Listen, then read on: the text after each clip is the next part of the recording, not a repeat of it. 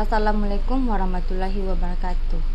Perkenalkan, nama saya Nurmelia Putri, NIM 20230026.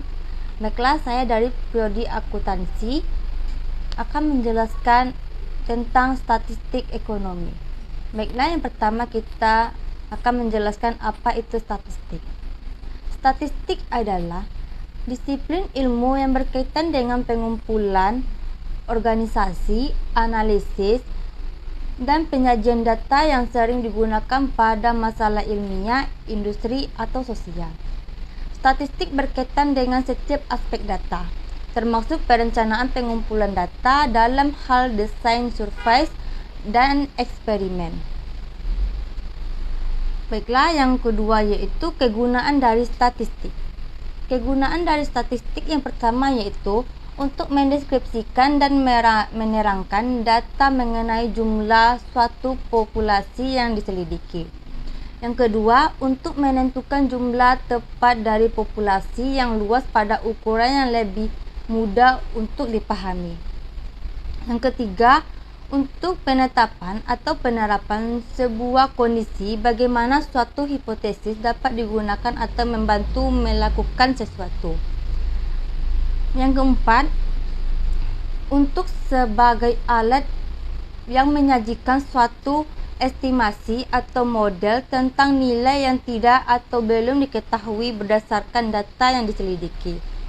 Yang kelima, untuk menyediakan suatu estimasi tentang akibat dari suatu hipotesis yang diterima yang nantinya akan digunakan sebagai dasar dalam membuat keputusan yang akan dijalani atau menjadi patokan acuan. Selanjutnya yaitu metode statistik deskriptif dan induktif.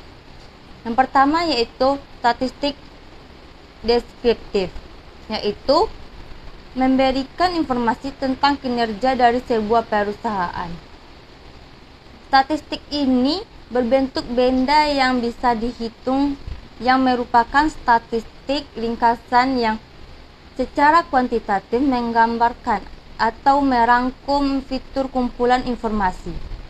Yang kedua, statistik induktif, yaitu memberikan informasi tentang prediksi yang berhubungan dengan kinerja sebuah proses atau peluang. Misalnya dengan menguji hipotesis dan memperoleh tafsiran. Selanjutnya yaitu metode pengumpulan data. Metode pengumpulan data ada 4. Yang pertama, kuesioner, yaitu daftar pertanyaan tertulis yang ditujukan kepada responden. Yang kedua, observasi. Observasi yaitu pengamatan melibatkan sebuah indera, baik penglihatan, pendengaran, penciuman, pembawaan, dan perasa. Pencatatan hasil dapat dilakukan dengan bantuan alat rekaman elektronik. Yang ketiga yaitu wawancara. Wawancara yaitu pengambilan data melalui wawancara atau secara lisan langsung dengan sumber datanya, baik melalui tatap muka atau lewat telepon. Yang keempat yaitu dokumen. Dokumen yaitu pengambilan data melalui dokumen tertulis maupun elektronik dari lembaga institut. Dokumen diperlukan untuk mendukung kelengkapan data yang lain. Selanjutnya yaitu variabel kualitatif dan variabel kuantitatif. Yang pertama yaitu variabel kualitatif. Bentuk-bentuk dari variabel kualitatif yang pertama tanpa peringkat. Contohnya etnik, misalnya Sunda, Jawa, Batak. Gender, contohnya perempuan, laki-laki. Yang kedua, berperingkat.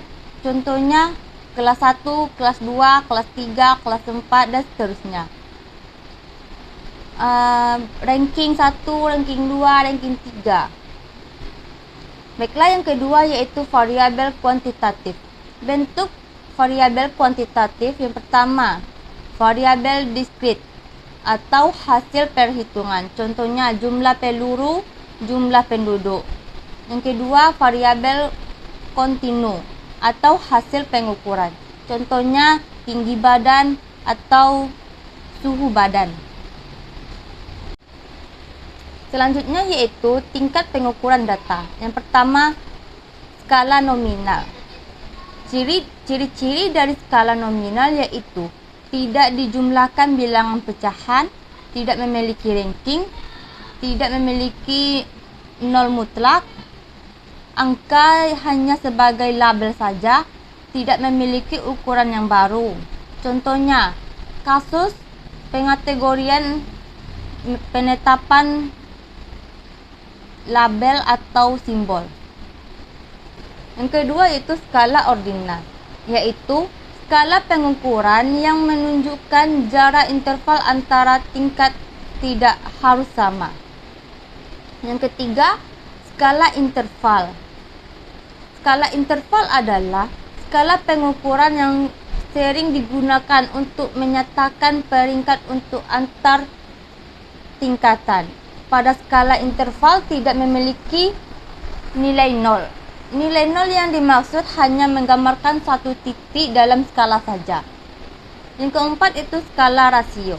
Skala rasio adalah skala pengukuran data dalam penelitian yang lebih sering digunakan untuk membedakan, mengurutkan, dan membandingkan data. Baiklah, sampai di sini materi statistik ekonomi yang bisa saya jelaskan. Kalau ada salah dan janggal, saya mohon maaf. Saya tutupi dengan Assalamualaikum warahmatullahi wabarakatuh.